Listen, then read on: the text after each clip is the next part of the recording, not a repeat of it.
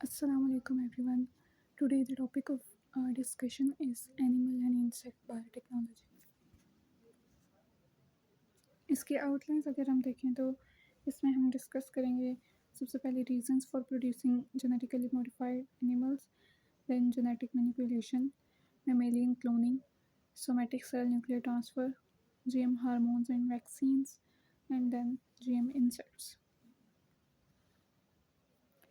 अगर हम animal biotechnology का इंट्रोडक्शन देखें तो सबसे पहले ये है कि हम एनिमल बायोटेक्नोलॉजी को किस पर्पस के लिए यूज़ करते हैं. एनिमल्स को हम फूड सप्लाई के लिए यूज़ करते हैं. तो एनिमल बायोटेक्नोलॉजी में हम एनिमल्स की प्रोडक्शन को इंक्रीज़ करते हैं, उनसे जो हमें प्रोडक्ट्स मिलते हैं उनकी प्रोडक्शन को इंक्रीज़ करते हैं. For example milk, egg and meat, इनकी प्रोडक्शन को इंक्रीज़ करने के लिए हम एनिमल्स की सेलेक्टिव ब्रीडिंग करवाते हैं. तो जो डिज़ायर्ड फिनोटाइप्स होंगे उनको डिज़ायर्ड एनिमल्स में इंक्रीज़ करवाने की कोशिश की जाती है, या फिर डिज़ायर्ड जीन्स को एनिमल्स के अंदर इंसर्ट करवाया जाता है ताकि हमें अपनी डिज़ायर्ड फिनोटाइप ऑब्टेन हो सके. Reasons for producing genetical modified animals. सबसे पहले है कि हमें एनिमल्स की जीन्स की डीपर नॉलेज हासिल होती है कि एनिमल्स के जीन में कौन सी डिज़ीज़ वाला जीन है, कौन सा लीथल जीन है, कौन सा एडवांटेजेस जीन है. तो हम उन जीन्स में इंजीनियरिंग करके अपने फ़ायदे के लिए चीज़ें बना सकते हैं. नेक्स्ट है to offer human disease research models. Animals को ह्यूमंस के डिज़ीज़ रिसर्च करने के लिए एज अ मॉडल यूज़ किया जाता है. फॉर एग्जांपल कॉमनली जो है वो माउस को यूज़ किया जाता है. तो क्योंकि एनिमल्स के अंदर जो ऑर्गन सिस्टम है वो कंपैरेटिवली सिमिलर हैं टू द ह्यूमंस, तो इसलिए हम एनिमल्स को यूज़ करते हैं as a research model. Next है to use in transplant procedures. Different organs को हम ट्रांसप्लांट करते हैं एनिमल्स के ऑर्गन्स को इन ह्यूमंस, इसलिए हम जो है वो जेनेटिकल मॉडिफाइड एनिमल्स को भी यूज़ कर सकते हैं जिनके जीन्स जो हैं वो बेटर होंगे. To create milk of high nutritious values.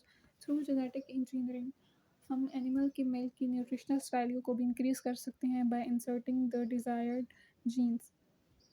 And for life stock improvement. Life stock improvement में हम लाइफ स्टॉक की ग्रोथ को इंक्रीज़ करते हैं, उनके मीट, एग एंड मिल्क की प्रोडक्शन को इंक्रीज़ करवाने की कोशिश करते हैं.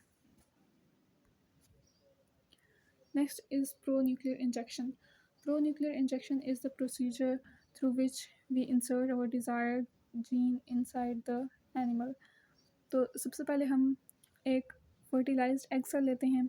उस एग सेल में जो एग और स्पर्म का न्यूक्लियस है वो अभी कंबाइन नहीं होते, यानी प्रो न्यूक्लियर स्टेज पे हैं. उस स्टेज पे हम जो अपना डिज़ायर्ड जीन होगा उसे इंसर्ट करवा देंगे इनसाइड द एग सेल. उसके बाद हम उस एग को एक कल्चर मीडिया के अंदर रखेंगे जिसमें उसे जो है वो डिज़ायर्ड कंडीशंस प्रोवाइड की जाएंगी और उस एग की वहाँ पे ग्रोथ होगी. देन एम्ब्रियो स्टेज पे उस एग को हम किसी भी फोस्टर मदर के अंदर ट्रांसप्लांट कर देंगे. वो जो एम्ब्रियो है वो वहाँ पे अपने गेस्टेशन पीरियड पूरा करेगा और फिर उसकी बर्थ होगी.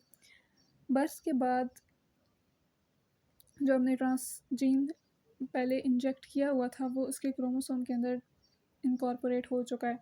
तो यानी जो अब हमारा डिज़ायर्ड जीन था वो उस ऑर्गेनिज़म के जीनोम के अंदर प्रेजेंट है, लेकिन वो हेट्रोज़ाइगोट होगा.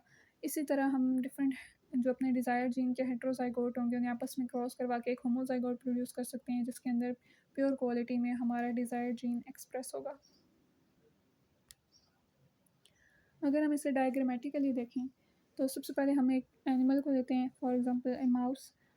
उसके एम्ब्रियोज़ को कलेक्ट करेंगे. उसमें प्रो न्यूक्लियर स्टेज पे हम अपना जो डिज़ायर्ड जीन है उसे इंजेक्ट करवाएंगे.